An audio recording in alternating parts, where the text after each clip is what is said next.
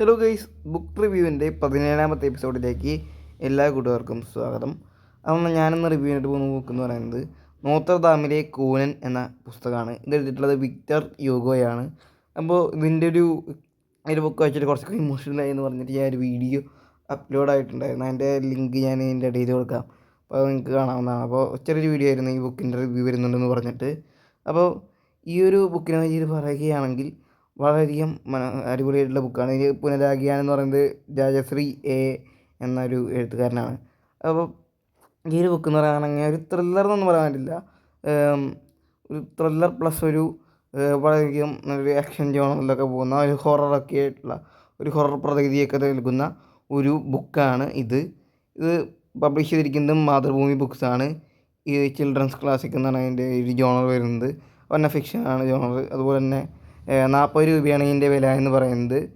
ഇതിൽ ടോട്ടലായിട്ടുള്ളത് ഏകദേശം 55 പേജുകളാണ് ഇതിൽ ഉള്ളത്. അതുപോലെ തന്നെ ഇതിലത്തെ അധ്യായങ്ങളെ പറ്റിയിട്ട് പറയുകയാണെങ്കിൽ ഇതിലുള്ളത് ഒരു 10-11 അധ്യായങ്ങളാണ് ഇതിലുള്ളതെന്ന് പറയുന്നത്. പിന്നെ ഫസ്റ്റ് തന്നെ ഇതിലത്തെ കഥാപാത്രങ്ങളെ പറ്റിയുള്ള ഡീറ്റെയിൽസ് കൊടുത്തിട്ടുണ്ട്. പിന്നെ ഈ ഒരു പിക്ചറിൽ കാണുന്ന ഈ ഒരു കഥാപാത്രമില്ലേ, ഇദ്ദേഹം തന്നെയാണ് നായകൻ എന്ന് പറയുന്നത്. ക്വാസിമോദോ എന്നാണ് ഈ ഒരു കഥാപാത്രത്തിൻ്റെ പേര്. മറ്റൊരു കാര്യം എടുത്തു പറയേണ്ടതാണ് ഇതിലത്തെ ക്യാരക്ടർ ഡെവലപ്മെൻറ്റ്. ഓരോ കഥാപാത്രത്തിനും അവരുടേതായിട്ടുള്ള ഐഡൻറ്റിറ്റി ഉണ്ട്. ഈ ഒരു ബുക്ക് വായിച്ചു കഴിയുമ്പോൾ ഒരു സിനിമ കണ്ട് തീർത്ത ഒരു പ്രതീതിയാണ് നമുക്ക് ലഭിക്കുക. ഞാൻ ചെറുതായിട്ടൊക്കെ ഒന്ന് ഇമോഷണലായിട്ടുണ്ടായിരുന്നു.